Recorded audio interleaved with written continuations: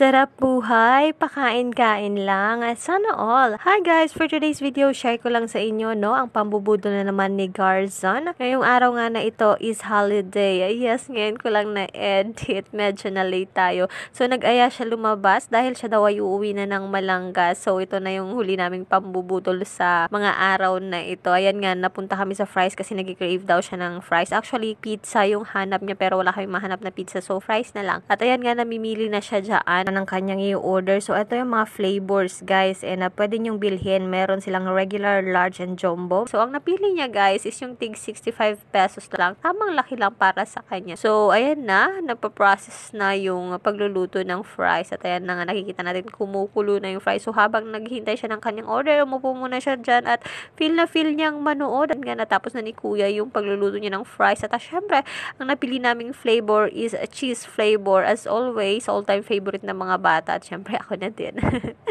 So, yun na nga, nilagyan na niya ng super daming cheese at yan, shake na niya ng bonggang-bongga. Ayun, hindi ko rin nakalain guys na napakarami na rin pala nung 65 pesos, no? So, worth it din naman siya. At ayan na nga, tapos na, luto na at inaabot na natin kay Garzon. Ayan, medyo mahiya-hiya pa siya kumuha kasi sabi niya, Mommy, it's hot. At oo, mainit nga naman. So, yan yung reaction niya. Okay, yun lang. Bye-bye!